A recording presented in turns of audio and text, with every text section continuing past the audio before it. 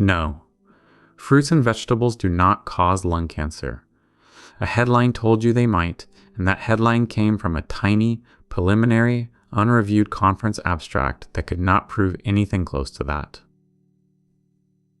Keep eating produce. Here is what actually happened.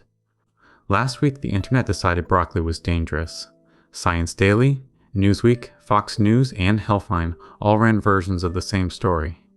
The framing was that healthy diets spark lung cancer, that people who load their plates with produce raise their risk, and that the culprit is pesticide residue. If you eat well and you never smoked, that story was engineered to scare you. So, let me take it apart, the way I took apart bad claims for the patients I worked with in oncology clinics. The source was a single abstract presented at AACR 2026. AACR is a real, serious cancer research meeting. That part is legitimate. What matters is the word abstract.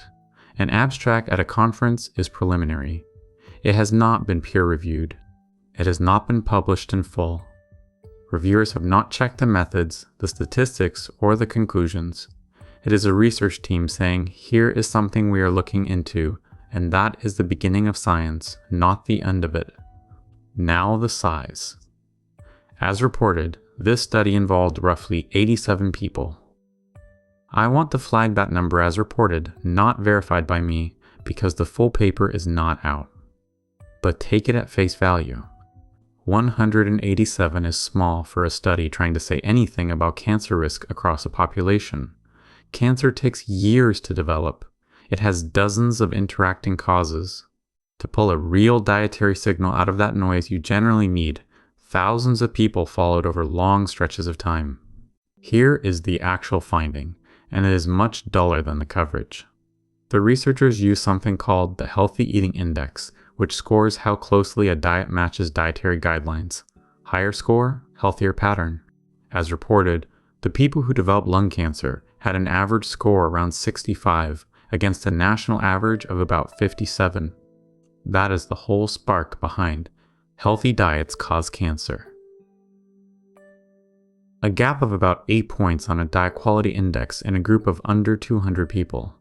That is a correlation. It is not causation. Two things moving together does not mean one caused the other. People who eat more produce differ from people who eat less in 100 ways that have nothing to do with vegetables. They may live in different places with different air. They may have different access to health care, which changes who gets screened and diagnosed. In a small group, any of those hidden factors can drag the numbers around and create a link that vanishes the moment you study more people carefully. And the pesticide angle, the scary mechanism at the center of every headline, that was a hypothesis. The researchers did not measure pesticide levels in these people and tie them to cancer. They floated pesticide residue as a possible explanation worth investigating. The media took maybe this is why and printed it as this is why. A guess about mechanism got promoted to a proven cause. Now weigh that one abstract against what we actually know. Decades of research across hundreds of thousands of people connect higher fruit and vegetable intake to lower risk of several cancers and to lower death from heart disease.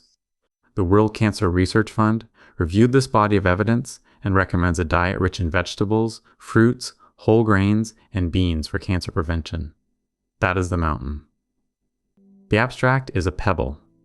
When a pebble contradicts a mountain, the honest move is to keep watching the pebble, not to bulldoze the mountain. So what do you do at the grocery store on Monday? Keep buying produce. If pesticide residue genuinely worries you, rinse your fruits and vegetables under running water and rub them with your hands. That removes a meaningful share of surface residue and dirt.